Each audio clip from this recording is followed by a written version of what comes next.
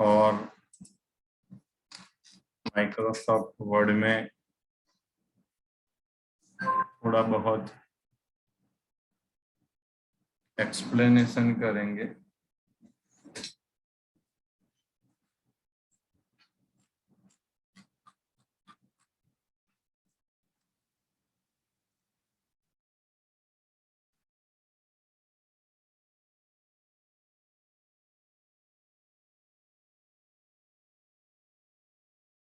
Size थोड़ा बड़ा कर देते हैं। हम क्वेश्चन आंसर से पढ़ेंगे। क्वेश्चन 1 रिपीट करते हैं। का नाम है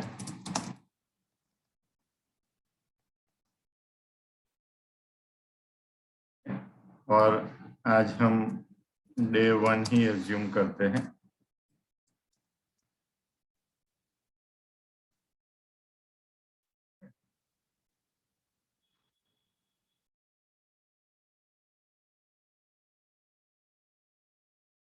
कुर्सी के नहीं नीचे भी आते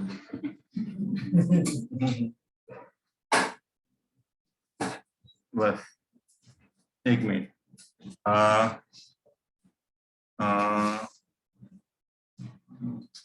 नीचे थी एक चेयर लई लेજો।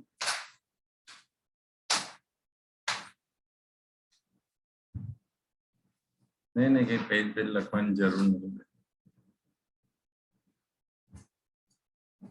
कशु ज कोईने लखवानी जरूर नहीं।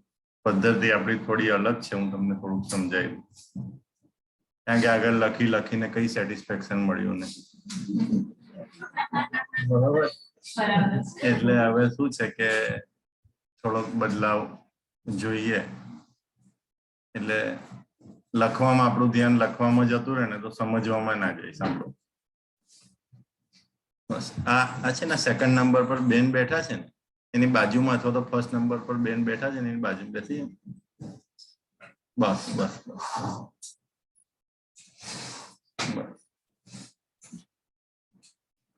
અને લખવાથી શું થાય હું તમને કહું।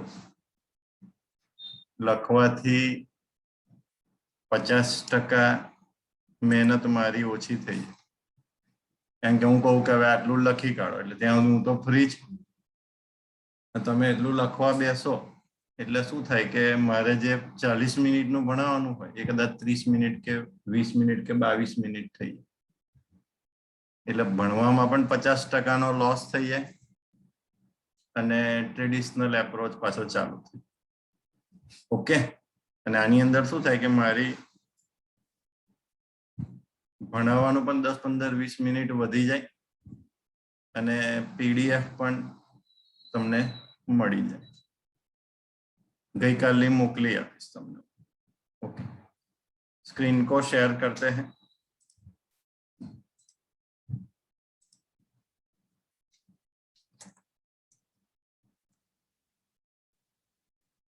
न्यू इनकम टैक्स का नाम क्या है? आंसर है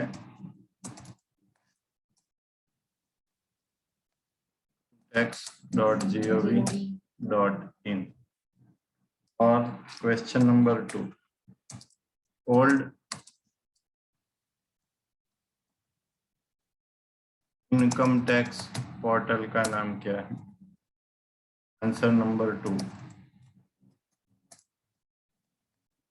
टैक्स इंडिया डॉट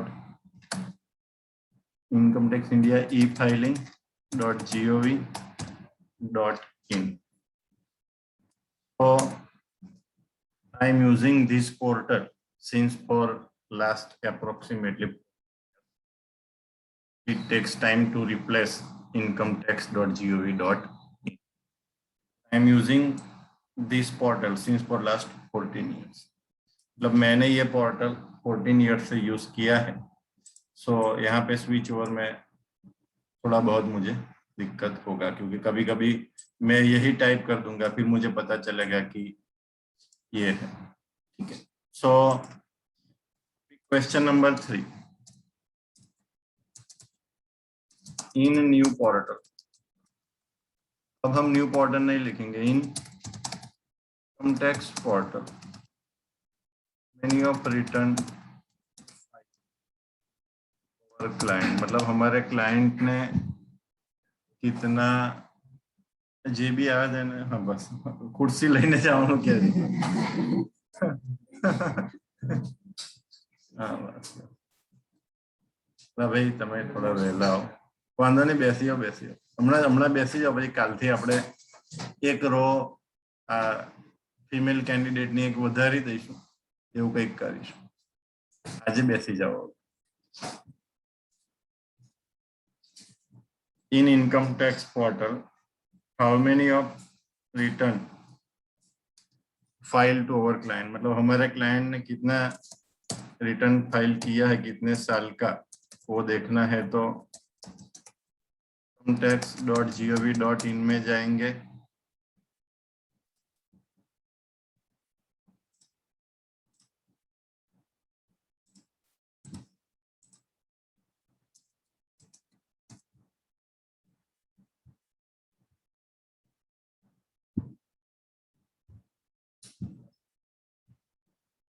लॉगिन में जाएंगे,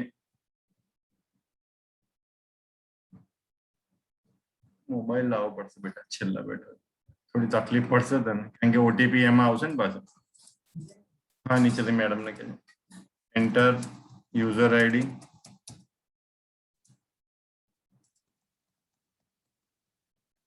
enter, click continue,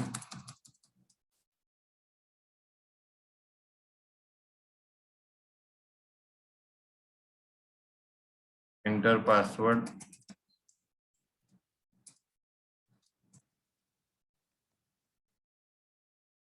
continue.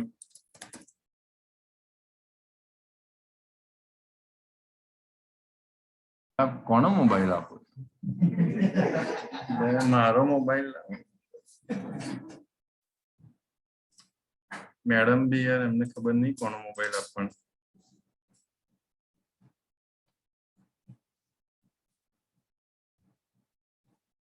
5 second हो जाए जतु जैसे पास.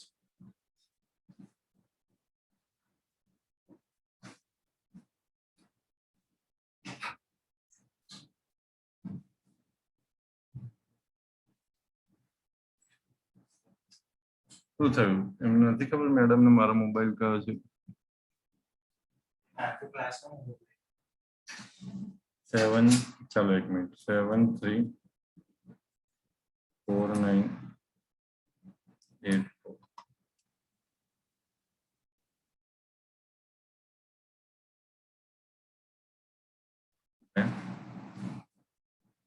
अभी OTP, go to e file, income tax return, view fill file return,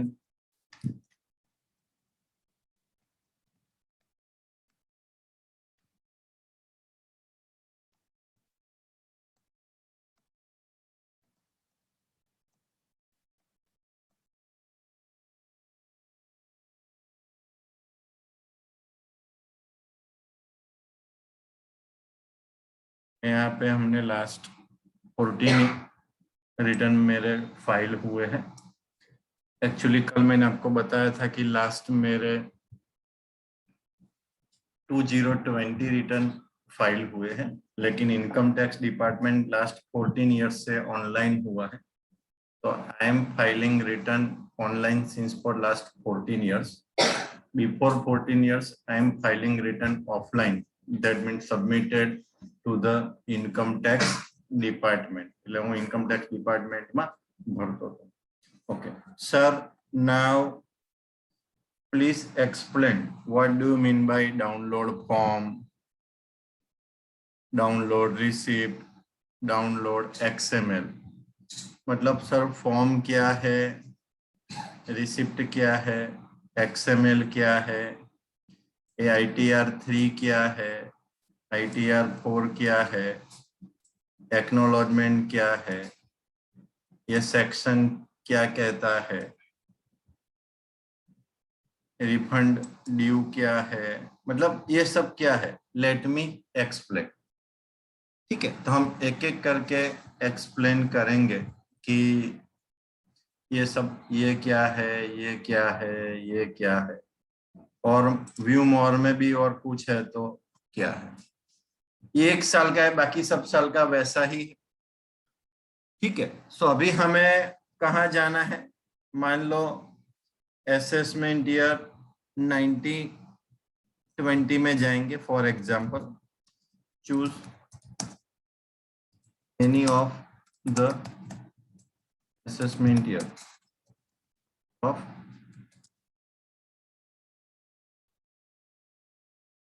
आपने जो 14 ईयर्स रिटर्न फाइल किया है उनमें से आप कोई भी 1 ईयर में जा सकते हैं,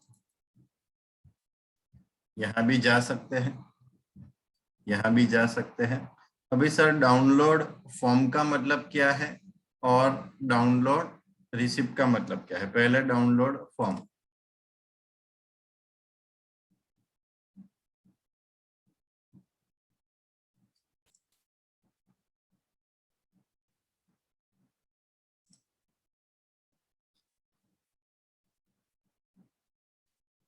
होता नहीं है यहाँ पे, रिसिप्ट देख लेते हैं। एक रिसिप्ट आ गया, अभी हम उसको डाउनलोड में रखते हैं, उसको क्लिक करते हैं।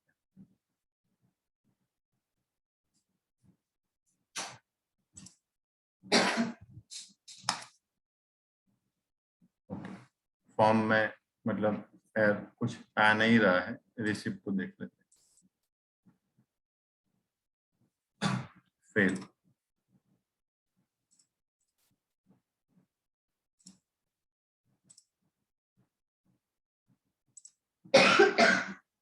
आगे इसको देख लेते हैं।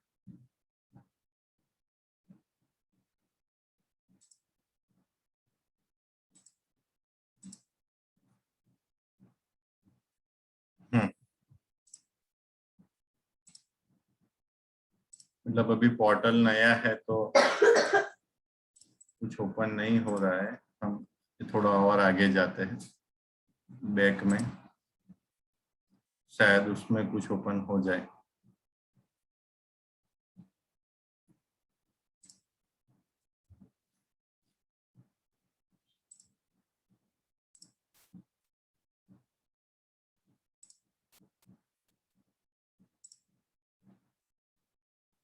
इसको देख लेते हैं।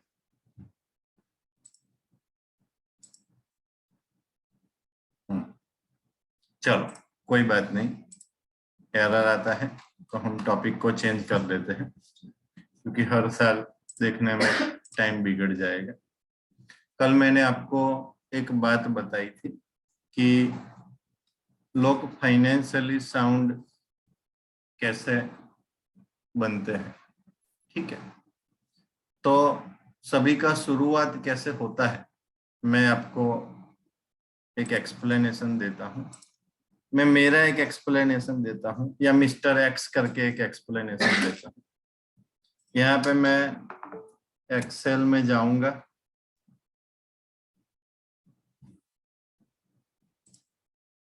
एक्सेल में जाने के बाद आप सबको पता है कि नहीं, लेकिन टर्नओवर का एक लिमिट रहता है, वो मैं आपको बता दूं कि अब इफ बिजनेस और manufacturing activity is that, so the limit of turnover is 40 lakhs. It means your turnover is cross to that limit, so you must acquire GST number. आपको GST नंबर लेना पड़ेगा। And in service organisation, service organisation में उसका limit कितना है, 20 lakhs। So I am in the category of service organization. If my turnover is crossed to 20 lakhs, I want to acquire GST number from the GST department.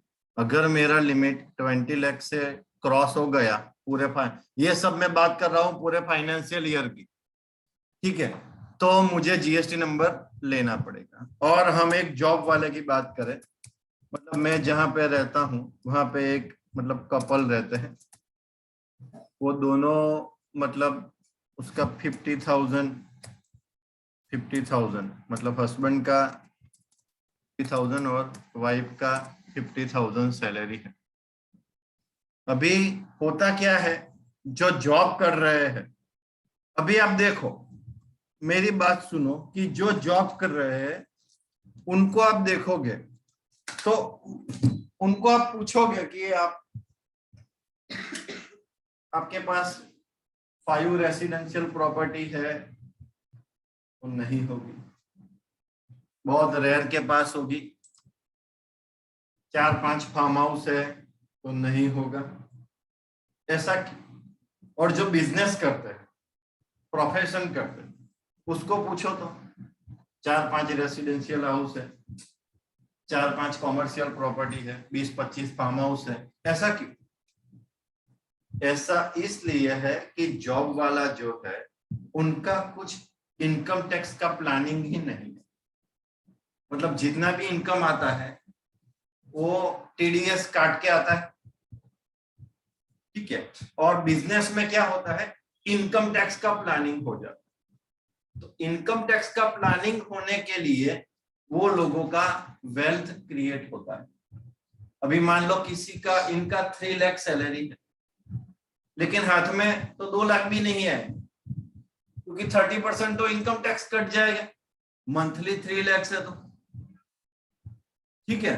तो अभी वो जो 50,000 income generate कर रहे हैं, तो हस्बैंड का 6 लाख हुआ और वाइफ का 6 लाख हुआ, तो 12 लाख इनकम हुआ, तो भी उसका इनकम टैक्स चला जाता है।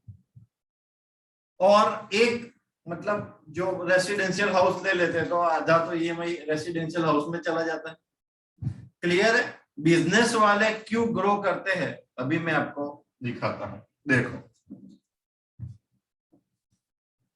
यहां पे मैं मेरा लिमिट लेता हूं और एक ट्रेडिंग और मैन्युफैक्चरिंग का लिमिट लेता हूं, तो आपको पता चलेगा। मान लो मेरी बात करते हैं, I am in the category of service organisation, okay. फिर आपको कोई भी क्वेश्चन हो, मतलब आप मुझे पूछ सकते हो। देखो मेरा नाम मिस्टर तुषार है, I am the proprietor of Shah computer class. Clear है? अभी होता क्या है कि suppose my turnover is cross to 20 lakhs, मेरा टर्नओवर 20 lakhs क्रॉस हो गया। अभी टर्नओवर जब 20 lakhs क्रॉस हो जाता है तो मुझे तो पता चलता है कि नहीं चलता है, बट नेचुरल पता चले, ठीक है। तो अभी I have two choice, whether I want to get GST number और I want to make income tax और जीएसटी प्लानिंग। मतलब मैं जीएसटी नंबर ले लूं और मैं जीएसटी का प्लानिंग करूं। So first of all what is my customer, मतलब मेरे कस्टमर कौन है, तो कि you all are the my customers, मतलब आप सब लोग मेरे कस्टमर हो। So majority of you all are not having GST number, मतलब आप सब में से 90% लोगों के पास आपका जीएसटी नंबर नहीं होगा। सो मेजॉरिटी मेरे कस्टमर कौन है, एंड यूजर है, जीएसटी नंबर नहीं है। सो मैं क्या करूंगा, मैं एक प्लान कर दूंगा कि I want to create one another firm. मैंने एक दूसरी फर्म क्रिएट कर दी मेरा वाइफ के नाम से, और वहां पे मैंने लिख दिया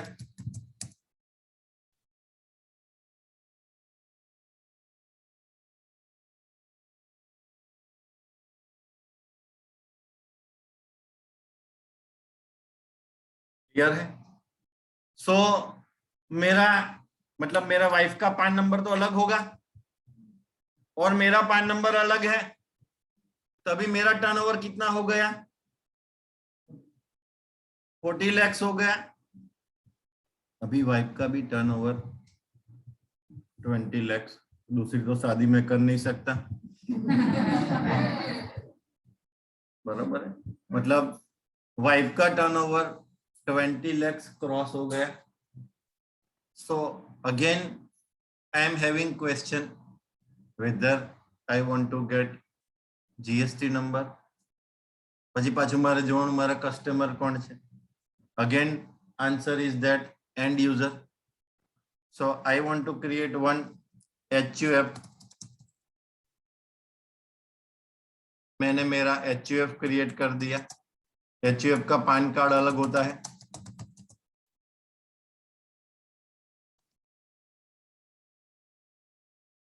ठीक है, अगेन लिमिट ऑफ 20 लाख कितना हो गया? 60 lakhs. Now again limit cross due to high demand. ठीक है, so I want to create one partnership firm with my mother or with my wife. So this firm, तो फर्म का जो agreement होता है so that will be prepared by me, मतलब मैं और मेरा वाइफ है, so वो फर्म का नाम लिख दिया।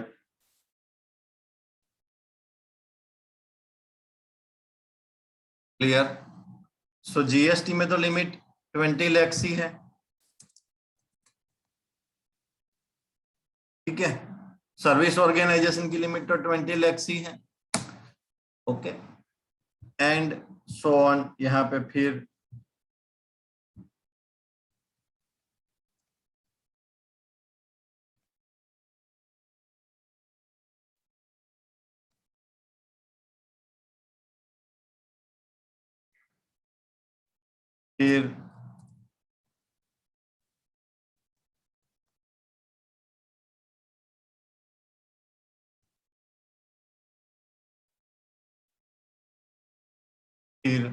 And so on. तो यहाँ पे जो पैसा बचता है, यहां से वेल्थ क्रिएट होना शुरू हो जाती है इनिशियल स्टेज में। और आप एमजी रोड की सब शॉप देख लो, कोई भी वासना बहली की सब शॉप देख लो, कहीं भी देख लो, उनका यही प्लानिंग होगा, शुरुआत यहाँ से हुआ होगा। चाहे गौरी हो या चिमनलाल वरदाल हो या मीना बाजार हो या कोई भी शोरूम हो, उसका प्लानिंग यहाँ से शुरू होता है। और सर्विस ऑर्गेनाइजेशन नहीं है तो ये सब क्या हो जाएगा?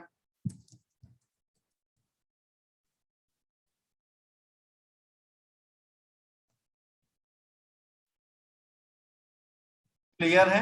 तो यहां पे मेरा 18% जीएसटी सेव होता है।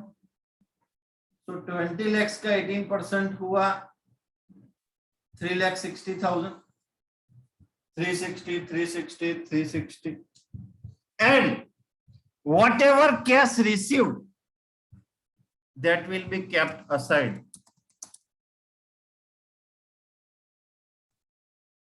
In locker, because you cannot see that particular cash. So this is the natural thing. So planning start from this. ये normal natural ही है, ये मैंने कोई एक्स्ट्रा ऑर्डिनरी प्लानिंग आपको दिखाया ही नहीं। लेकिन बिजनेस और प्रोफेशन में यहां से टैक्स नहीं लगता है। अगर कोई जॉब करता है और उनका 40 लाख का सैलरी है, हस्बैंड का 20 लाख, वाइफ का 20 लाख, 40 लाख का सैलरी है, तो कितना 30% निकाल दो, 12 लाख तो चले जाएंगे। तो वो 12 लाख तो है मेन, पता चला कि नहीं? इसलिए आप कोई भी सैलराइड पर्सन को देख लो, उनका वेल्थ क्रिएशन नहीं हो। वो अपने लाइफ में अगर इनहेरिटेंस में नहीं है, मतलब पापा का या हस्बैंड का पैसा नहीं है तो वो अपने लाइफ में एक रेसिडेंशियल प्रॉपर्टी और एक कॉमर्शियल प्रॉपर्टी फिनिश, उसका 60 या 70 हो जाएगा। ये चेक कर लेना।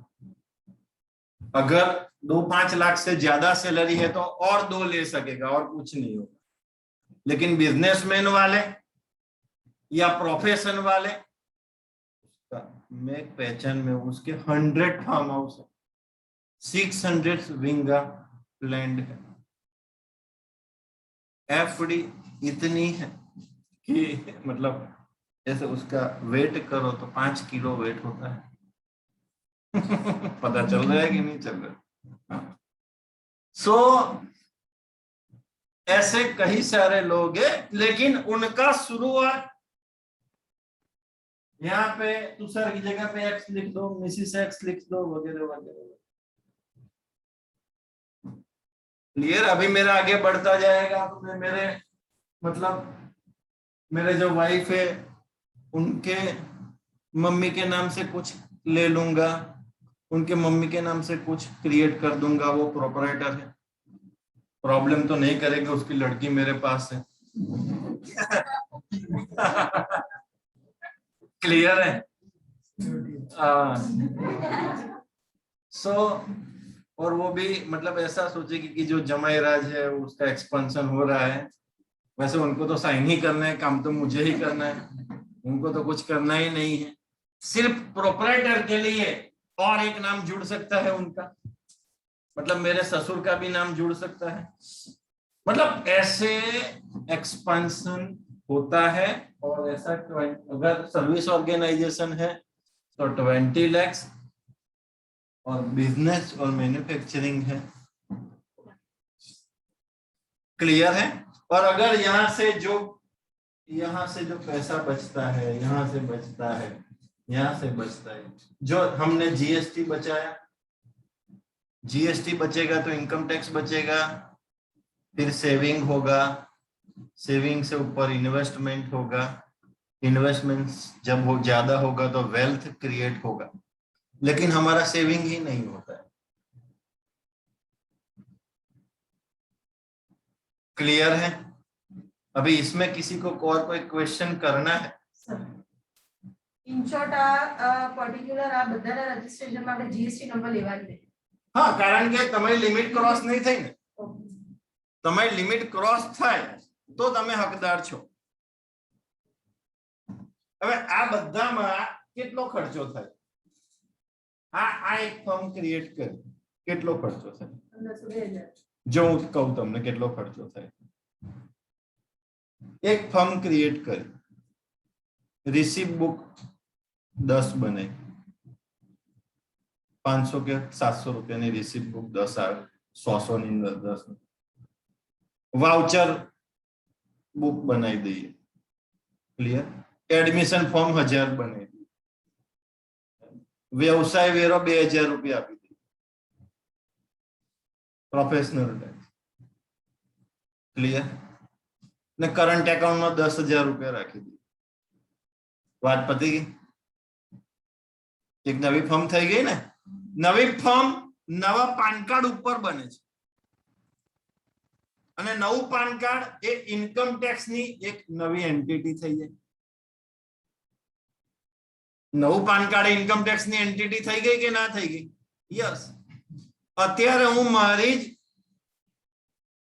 પદ્ધતિને પકડી રાખું કે ના, મારા વાઇફ ને ફર્મ ક્રિએટ નહીં કરી, ઓકે કઈ નહીં, તો તુષાર ભાઈ હવે તું જીએસટી લઈ, જીએસટી લઈ લઉં એટલે સર્વિસ ઓર્ગેનાઇઝેશન માં શું થાય, ઇનપુટ ક્રેડિટ મળે નહીં। ઇનપુટ ક્રેડિટ એટલે ખરીદી કશી હોય નહીં, એટલે જે આઉટવર્ડ હોય એ આઉટવર્ડ ના 18% ચૂકવી દેવાના। તો આમ બી મારો નફો લગભગ 18 થી 40% હોય, તે 18% જતા રહે, 18% જતા રહે એટલે કાર્યક્ષમતા ડાઉન થઈ જાય। हाँ, તમારો એન્ડ યુઝર જીએસટી નંબર વાળા હોય તો તમારે લેવું પડે। એ તમારો એન્ડ યુઝર એટલે તમારો જે ક્લાયન્ટ છે કોણ છે એના ઉપર આધાર રાખે। પણ ઇનિશિયલ સ્ટેજ ઉપર ધંધો કે વ્યવસાય કરતા હોય અથવા તો જેને જમાયેલું હોય, એ ભલે ને ડોબો હોય પણ એનો ચાર્ટર્ડ એકાઉન્ટન્ટ ને ટેક્સ કન્સલ્ટન્ટ તો હોશિયાર હોય કે ના હોય? એ ભલે ડોબો હોય, એ શું કરાવે એના વાઇફ નું, મિસિસ પેલે એના ભાઈનું, એની બેનનું, બધાનું ફોર્મ ક્રિએટ કરાવી દે જેટલા પાન કાર્ડ હોય. એટલે વાત ક્લિયર થાય કે ના? હું તમને થોડુંક એક્ઝામ્પલ બતાવું તો તમને અહીંયા આગળ આ જે પાન કાર્ડ છે, જો આ પાન કાર્ડ છે, આ મારું પાન કાર્ડ, પછી આ મિસિસ નું પાન કાર્ડ, બે તો હોય બધાની પાસે.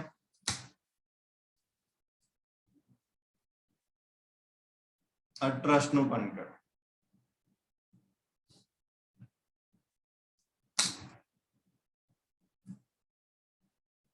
HUF નું પાન કાર્ડ.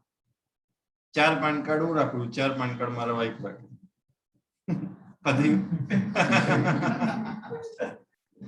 ક્લિયર થાય છે? સિમ્પલ વસ્તુ છે. એટલે તમે આવું આ બધું નોર્મલ જ પ્લાનિંગ છે, આ કઈ એક્સ્ટ્રા ઓર્ડિનરી નથી. પણ જનરલી વેલ્થ ક્રિએટ થતી હોય છે, અને વેલ્થ ક્રિએટ ખરેખર અહીંથી થાય છે. અહીં આગળ તમારો ટેક્સ બચે એટલે તમે કોઈ સારી પ્રોપર્ટી લો, અને સારી પ્રોપર્ટી લો એટલે તમને સારો બિઝનેસ મળે, અને સારો બિઝનેસ મળે એટલે એક્સપાન્શન નો મોડ આવે. આઈડિયા આવે છે કે? બોલો, હવે તમને મેં જે ચલાવ્યું એમાં કોઈ ક્વેશ્ચન હોય તો આપણે ડિબેટ કરીએ. હા બોલો ભાઈ.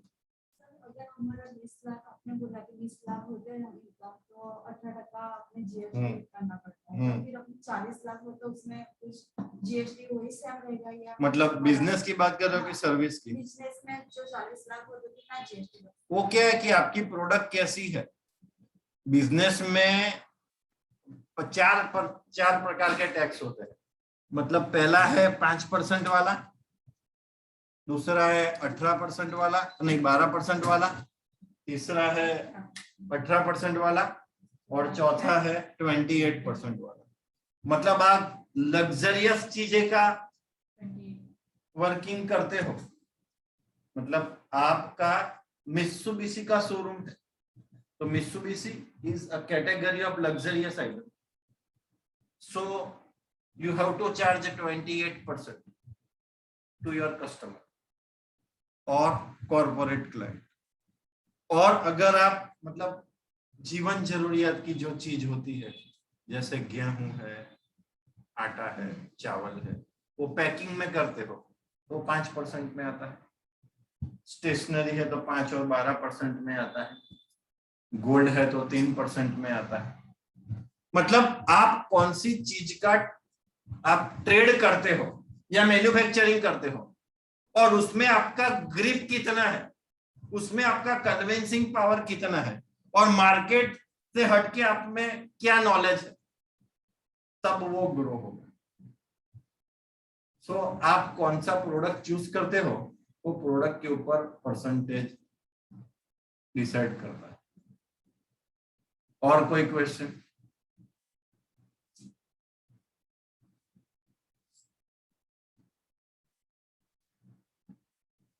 આવડે આવું કે ના? હંમેશા તમારા લોકોએ આજુબાજુ બધાનું આવા રિટર્ન ભરાય દે. એને ફ્યુચરમાં ફાયદો થાય, તમને અત્યારથી ફાયદો થાય. કે ભવિષ્યમાં એને લોન લેવી હોય તો વાંધો નહીં, સેલરીનું હોય તો એનું ભર દેવાનું, એના વાઇફનું ભર દેવાનું. ઘણી બધા વાઇફનું કેમ ભર? ભાઈ ધંધો તું કર, પણ તારા વાઇફ ના નામે કરીશ તો તને ટેક્સમાં રાહત થાય. એ કઈ ખોટું નથી. તારા 5,000 રૂપિયાનો ખર્ચો ના કરી શકે તો મેં તમને કીધું ને, રિસીપ્ટ બુક આ તે બધું ના કરી શકે. ફોર્માલિટી જ કરવાની. આ તો સિમ્પલ છે, બધા જ આવું કરે. આ કઈ મેં તમને કઈ એક્સ્ટ્રા ઓર્ડિનરી કોઈ વાત જ નહીં કરી, કારણ કે આજે આમ બી પહેલો દિવસ છે, એક્સ્ટ્રા ઓર્ડિનરી વાત કરવાનો દિવસ છે જ. પણ તમે તમારા ઘરના એરિયાની આજુબાજુ જોજો, જેના મોટા મોટા શોરૂમ હશે તો એને શરૂઆત અહીંથી જ કરી હશે. એ પૂછશો તો કહેશો કે અમારી કંપની છે, અમારી પાર્ટનરશિપ ફર્મ છે, અહીંયા અમારો પેટ્રોલ પંપ છે, પેટ્રોલ પંપમાં મારી 17% ભાગીદારી છે, બરાબર છે, 6 કરોડ રોક્યા છે, એમાં અમે 2 કરોડ રોક્યા છે, અમારી 33% ભાગીદારી છે, ખબર પડે છે. પછી આ જમીન છે, જમીનમાં અમે 15% ભાગીદાર છે. આ બધું શું છે? કાં તો તમે એની સાથે ફર્મ ક્રિએટ કરી હોય, એગ્રીમેન્ટ કર્યા હોય, પ્રોફિટ નો રેશિયો સેટ કર્યો હોય. ક્લિયર છે? બોલો, છે કોઈને બીજા કોઈને કોઈ ક્વેશ્ચન ઓનલાઈન માંથી? કલ્પેશભાઈ, નંદિની, નંદિતા, શ્રુતિ, જ્યોતિ, કિશન અને Vishal. No sir. Okay no sir. Okay, તો આગળ જવા દો. એટલે તમે જ્યારે કોઈનું ઇન્કમ ટેક્સ નું પ્લાનિંગ કરો, અને જે લોકો પાસે અત્યારે પણ ઇન્કમ ટેક્સ ની ફાઇલ છે એ લોકો બધા જ નોર્મલ આટલી સલાહ. આ સલાહમાં બંનેઓને ફાયદો છે, વિન વિન સિચ્યુએશન. સામેવાળાને ફાયદો છે અને તમને ફાયદો છે. તમને કેમ ફાયદો છે? કારણ કે દાખલા તરીકે આ પ્રિંકલ બેન છે, પ્રિંકલ બેન ને મેં સમજાવ્યું કે આવું આવું કરો, એ સમજી ગયા, એમને ફાયદો થયો. પછી મેં એમને ધીરેને વાત કરી કે તમારા હસબન્ડ, પછી એટલે એમના ફેમિલીમાં હું એન્ટર થયો અને એમનું પણ ઇન્કમ ટેક્સ નું કામ લીધું, આઈડિયા. પછી એમના બ્રધર હોય, બ્રધર ઇન લો હોય, સિસ્ટર હોય, સિસ્ટર ઇન લો હોય. આ રીતે તમે માર્કેટ કેપ્ચર કર્યા કરો. બેસ્ટ આપવાનું, ઓનેસ્ટીથી કામ કરવાનું, કામકાજ મળે, કોમ્પિટિશન નો કોઈ પ્રોબ્લેમ નહીં. મને પણ લગભગ 2000ની સાલથી કોમ્પિટિશન નડતી હતી, પણ આપણે આપણી મેં આપણું વર્કિંગ, કારણ કે અત્યારે શું છે કે તમે કોઈ બી જગ્યાએ જાઓ, જીએસટી કોઈ કે 500 રૂપિયા, 1000 રૂપિયા, બરાબર છે, ઇન્કમ ટેક્સ તો કે 2000 રૂપિયા. પણ આપણે આપણી મેં આપણું વર્કિંગ ચાલુ રાખ્યું. એટલે એકવાર તમારે તમારું વર્કિંગ ચાલુ રાખી અને કોમ્પિટિશન માંથી બહાર નીકળી. બાકી કોમ્પિટિશનમાં તમે ગભરાઈ ગયા એનો મતલબ તમારી પાસે ઇનપુટ નથી. તમારી પાસે શું નથી? એટલે કન્વિન્સિંગ પાવર ના હોય તો જ કોમ્પિટિશન ની બીક લાગે ને. કોમ્પિટિશન ની બીક કોને લાગે? દાખલા તરીકે આ પ્રિંકલ બેને કે આ બેને મને પ્રશ્ન પૂછ્યો, સર ભાઈ સિદ્ધિવિનાયક મંદિર પાસે તો આપ તમારા જેવો આખો કોર્સ 3000 માં ચલાવે, તો તે વખતે મારે શું જવાબ આપવાનો? અને આ બેન તે છતાંય 12500 માં મારી ત્યાં આગળ આવે, એને કન્વિન્સિંગ પાવર. નહીં તો પછી બધા સિદ્ધિવિનાયક મંદિર ના જાય તો અહીં બેઠા બેઠા મંદિર ના વગાડ્યા કે. આઈડિયા આવે છે કે નહીં? તો કહેવાનો મતલબ શું છે કે કન્વિન્સિંગ પાવર. એ કન્વિન્સિંગ પાવર ક્યારે આવે? નોલેજ અને તમારા સબ્જેક્ટમાં ઇનપુટ હોય તો આવે. હવે ઇનપુટ જ ના હોય તો શું થાય? નહીં તો પછી કાં તો તમે તમારો વ્યવસાય બંધ કરી દો ઇનપુટ ના, કાં તો પછી ઇનપુટ વધારવાનું ચાલુ કરો, જો તમે કન્સલ્ટિંગ સ્ટાર્ટ કરતા હોય. નહીં તો તમે નોકરી કરો. એમાં તો ભાઈ તો ટાઈમ જ જવાનો કે 7 વાગે છૂટો, 6 વાગ્યાનું કામ બંધ કરી દેવાનું કે હવે 7 વાગશે જ ને. આઈડિયા આવે છે? સો હવે આપણે આગળ જઈએ, સમય છે હજુ 5-7 મિનિટ.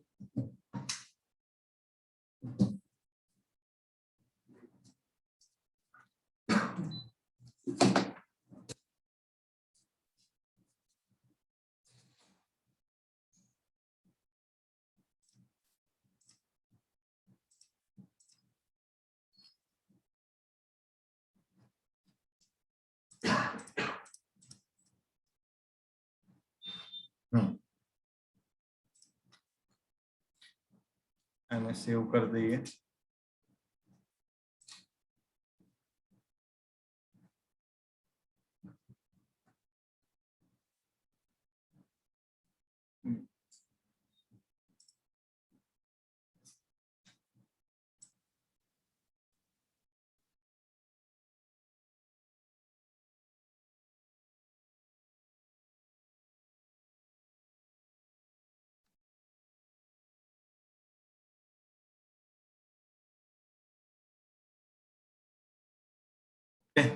અને થોડું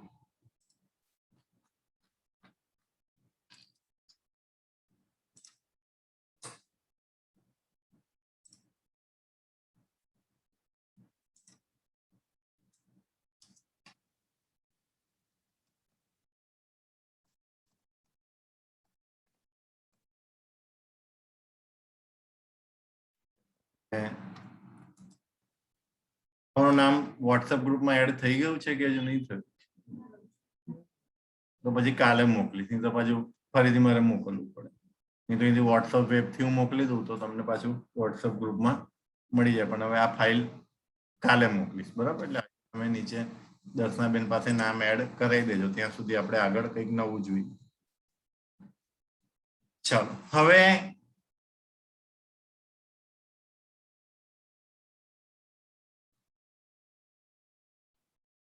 આપણે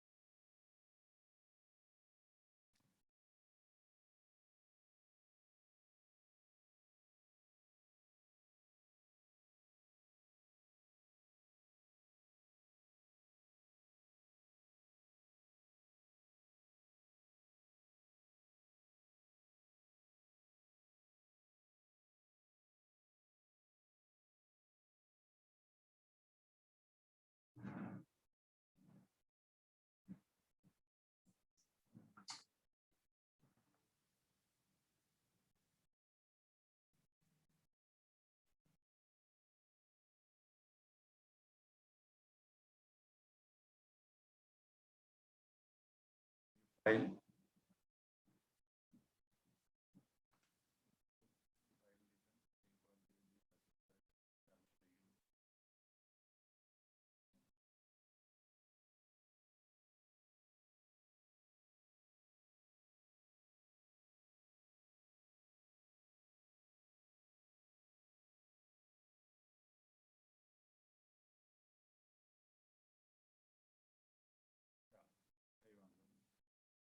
હવે આપણો જે ટીડીએસ કપાય છે, કાલે ફરીથી બતાવીશ, પણ કોઈનો ટીડીએસ કપાય છે એ જોવાય કેવી રીતે અહીંયા આગળ, અને ટીડીએસ કેમ કપાય, ટીડીએસ શું છે, આખું એના વિશે આપણે કાલે એક્સપ્લેનેશન કરીશું.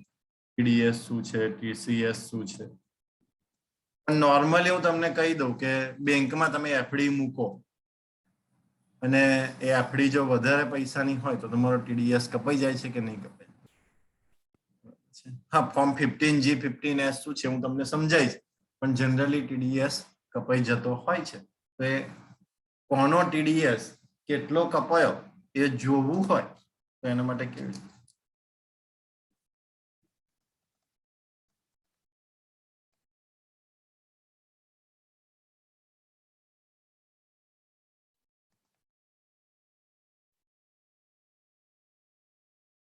પોર્ટલ તો ઓપન કરેલું જ છે. ઈ ફાઇલ, ઇન્કમ ટેક્સ રિટર્ન, એમાં view form 26AS,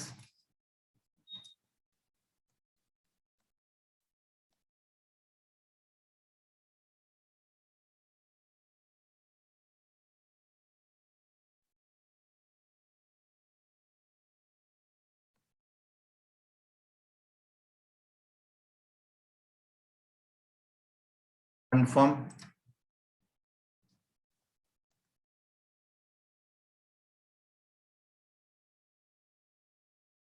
I agree, proceed,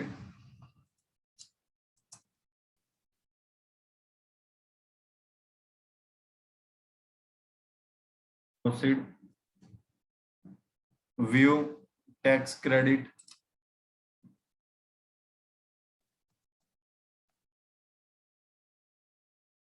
select assessment year. assessment year એટલે તમારું જે વર્ષનું કોની સ્કૂટી છે?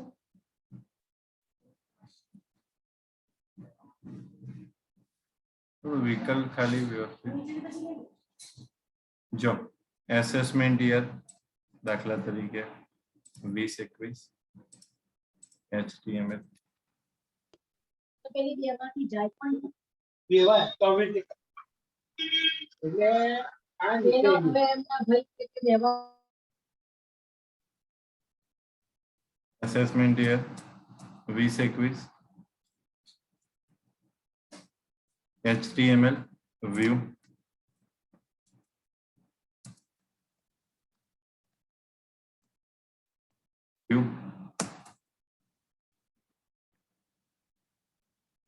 એડ્રેસ આવી ગયું અમારો TDS કપાયો બેંક ઓફ ઇન્ડિયામાં નહીં કપાયો આ તો બેંક ઓફ ઇન્ડિયા તરફથી મને ઇન્ટરેસ્ટ મળે TDS અહીંયા આગળ જોવાનું નહીં કપાયો OBC બેંકમાંથી કેટલો કપાયો છે 6,607 ડિટેલમાં જોવું હોય તો અને આઇનોક્સ ઇન્ડિયા પ્રાઇવેટ લિમિટેડ પાસેથી કેટલો કપાયો કઈ તારીખે કપાયો ક્લિયર થાય હવે સર 194 જે શું છે 194 એ શું છે એ બધું તમને TDS માં આવશે તેમાં આવશે ઓકે અને આનું આ પાછું આવતીકાલે રિપીટ કરીશું અત્યારે 9 વાગ્યા છે એટલે આનું આ પાછું આવતીકાલે અને આ જે ફાઇલ છે એ આવતીકાલે મોકલીશ એટલે આજે WhatsApp પર જેના નામ એડ કરવાના હોય તો એડ થઈ જાય તો શું છે WhatsApp ના ગ્રુપમાં મૂકું તો બધાને સાંભળું ફિઝિકલ બી આપીશ અને WhatsApp માં બી આપીશ એટલે લખવાનું કશું નહીં તો આ પૂરેપૂરું તમને બાકી આટલું જ લખાવતા અને મારે 2 દિવસ થાય આજે ને કાલે okay so thank you very much have a nice day by